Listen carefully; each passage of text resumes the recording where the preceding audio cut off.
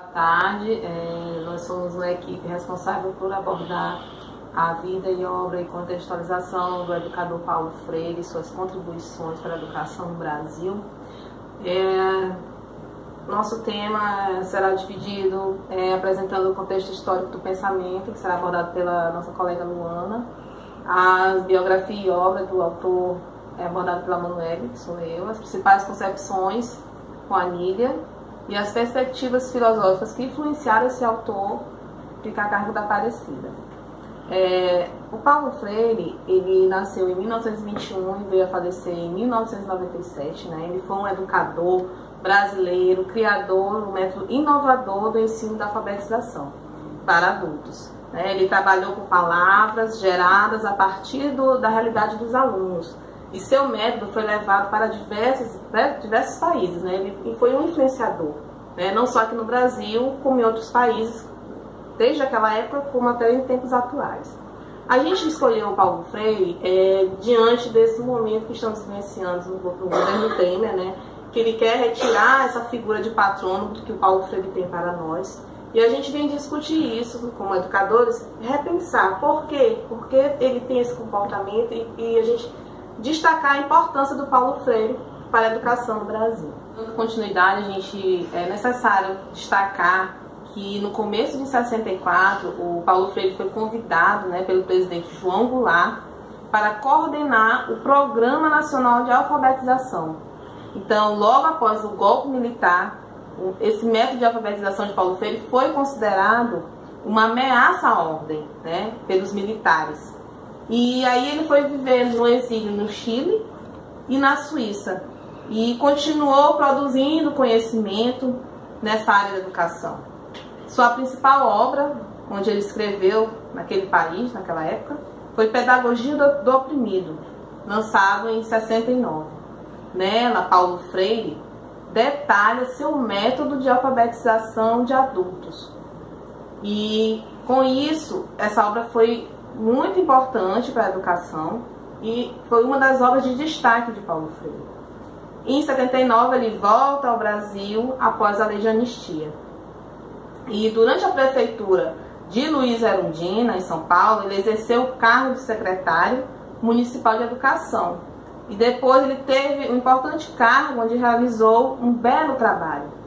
Começou a assessorar projetos culturais na América Latina e na África. E ele veio morrer na cidade de São Paulo de infarto, né, em 2 de maio de 97. Mas a gente sabe que ele contribuiu não só para o Brasil, para a educação no Brasil, como no mundo inteiro. É referência na educação no mundo inteiro. Os momentos históricos, eles são ações humanas que de alguma forma marcaram determinado tempo dentro da história. Freire teve 2 momentos bastante influentes, né, na sua vida, que eu vou citar aqui, que é a Depressão de 1929 e o período de ditadura militar aqui no Brasil. No período de recessão, né, que foi uma crise, uma recessão econômica em 1929, que aconteceu mais ou menos aí no século XX, onde essa crise alterou todos os índices, desde desemprego, né, as taxas de desemprego elas aumentaram muito, pessoas desempregadas, passando por momentos de dificuldade. A gente teve também pobreza, teve queda nos índices, né, produto interno bruto, a produção industrial, enfim, tudo que uma crise tem de ruim para trazer, a depressão de 1929 ela trouxe. Mas de que forma que isso marcou ali a vida de Freire, de que forma ele se sentiu tocado por essa depressão? O que ocorre, como já foi citado, a depressão ela trouxe momentos bem difíceis para as famílias, né? Momentos de pobreza. Então, ele viu ali algumas famílias passando fome e ele se sentiu sensibilizado por toda aquela situação da depressão de 1929 e a partir dali se formou um novo, como é que eu posso dizer? Um novo conceito dentro de Freire, de altruísmo, né? De querer ajudar por grandes mudanças dentro da educação, né? E foi lá também que ele lançou os seus 2 maiores livros de destaque, que foi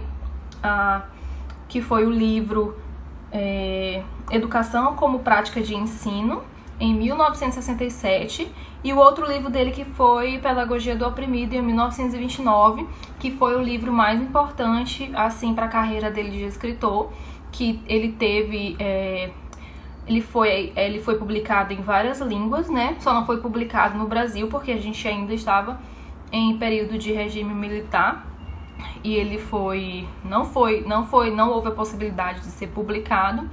Mas assim que acabou o período de regime militar, mas em 1980, Freire pôde voltar ao Brasil e aí fazer suas grandes obras dentro da educação, né? Ele entrou para o Partido dos Trabalhadores, assim, né, um pouco depois do seu retorno, e depois foi nomeado secretário de Educação, e a partir daí ele criou, né, o projeto que é a alfabetização de jovens e adultos, que levava a alfabetização, o ensino àquelas pessoas que que não tinham terminado ou que tiveram alguma dificuldade durante a vida de terminar esses estudos, e por isso ele foi muito influente em relação a isso. Esses dois momentos históricos foram bastante influentes na vida de Freire, né, para o papel que ele veio desempenhar como escritor hoje e que a gente pode estar citando aqui para vocês. Obrigada. Queridos, a gente vai dar continuidade agora a essa discussão, né, de Paulo Freire, analisando as suas principais concepções teóricas. Ele nos traz uma concepção de um homem, de educação, de mundo. A gente vai analisar a concepção de ser humano. Para Paulo Freire, o ser humano é um ser inacabado, um ser inconcluso, um ser em constante formação, em constante transformação. Nesse sentido, a educação ela tem um papel fundamental, que é contribuir para essa formação. E aí ele coloca o seguinte em suas obras: educar é humanizar o homem, né? Ou seja, transformar aquele indivíduo em homem, que é aquele ser cheio de potencialidades, rico, né? em toda a sua estrutura. Paulo Freire também ele trabalha com uma concepção de educação libertadora. Para que a gente possa entendê-la, a gente vai fazer uma análise rapidamente daquilo que ele critica, que é a educação bancária, que é aquela educação que oprime, que alieia o ser humano. E nessa educação bancária, né, a ênfase dela é nos conteúdos, que são conteúdos totalmente desvinculados da realidade do aluno.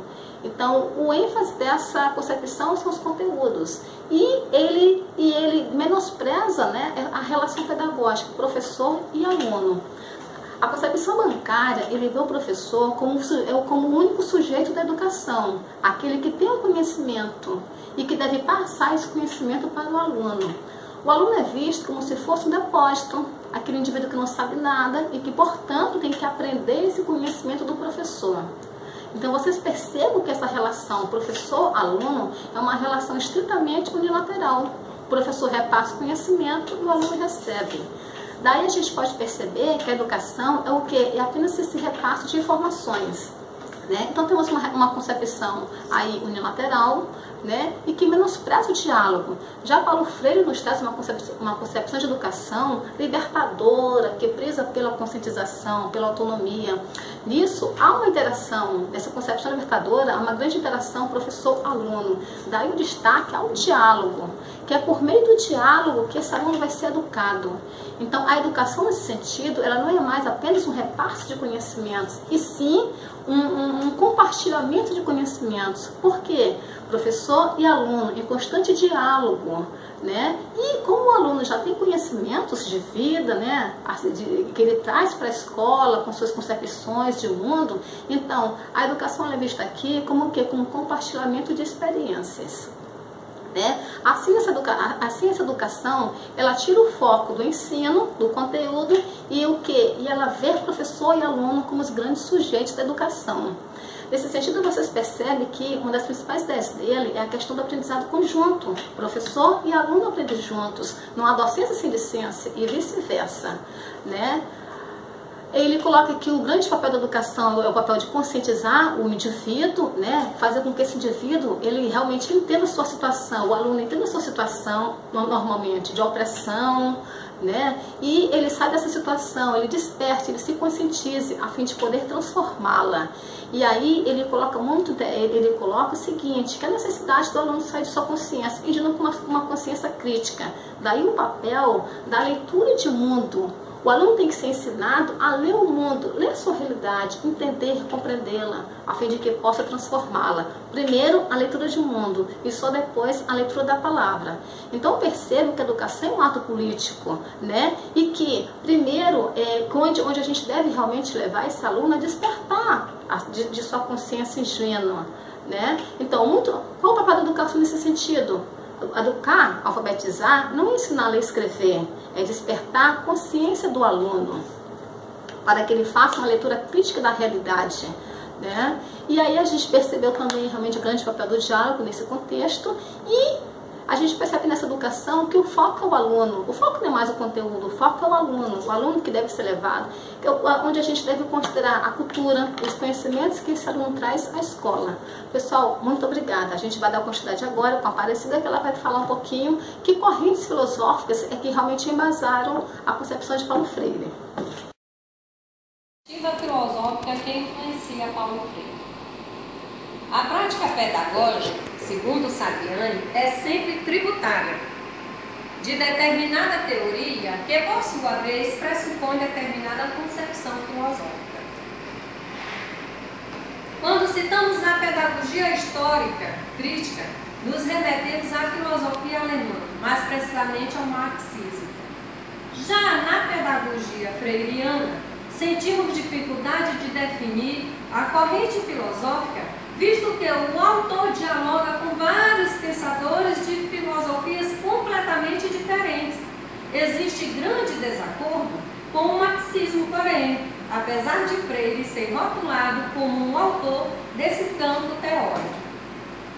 Gadot, em diálogo com Freire, recebe a informação do próprio autor que não era importante identificar autores ou correntes filosóficas que o influenciavam.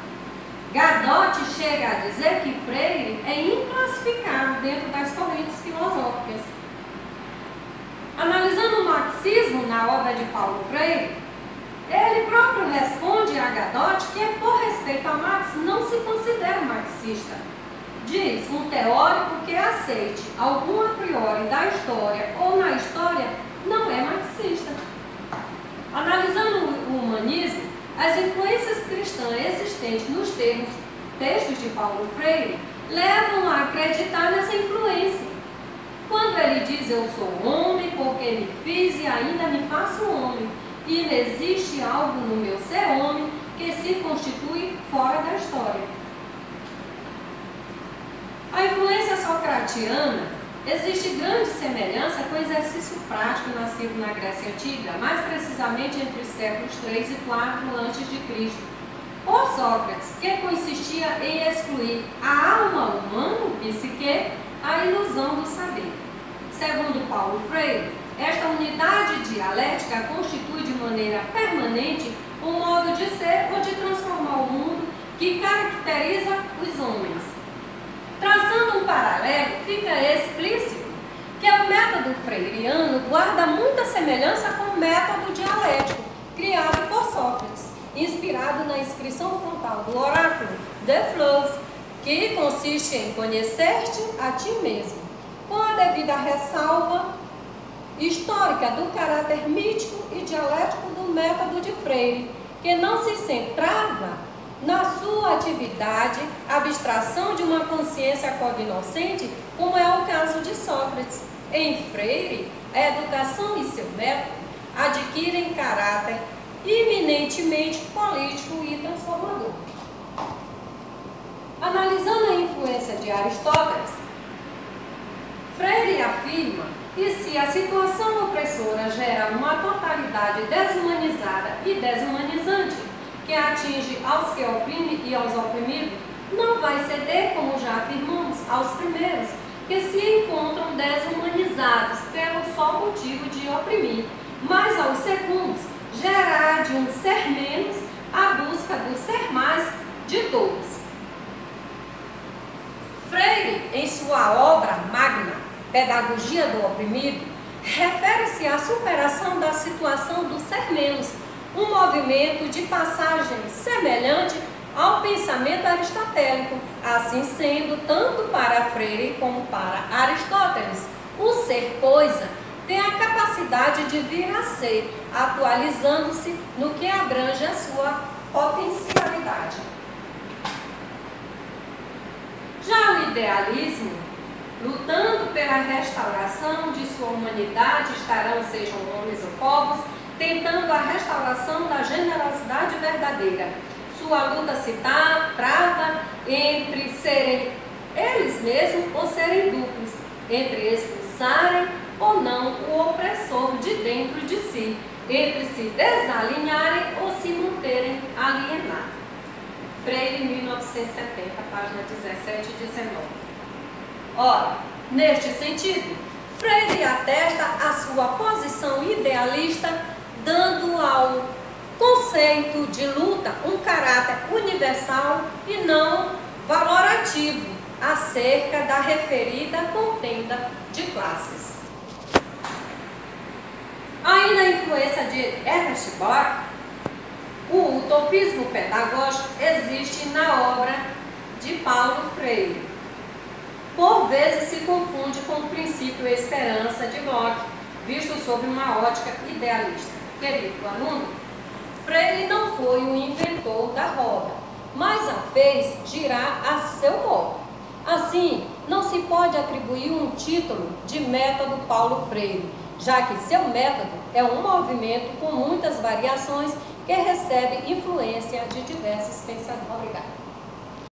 Ao final deste trabalho, nós podemos perceber a grande contribuição de Paulo Freire para a educação brasileira, ao nos trazer uma concepção de homem em constante formação, em constante desenvolvimento, né? E que a educação ela pode estar aprimorando, né, esse desenvolvimento do ser humano, ao nos trazer uma concepção de educação libertadora, onde a educação ela tem por meta conscientizar, né, desalienar o ser humano de forma que ele sai de uma consciência ingênua para uma consciência crítica, né, possibilitando que ele consiga ler a sua realidade, né, e a partir daí encontrar elementos para sair de uma situação de talvez opressão, talvez dominação do jugo alheio.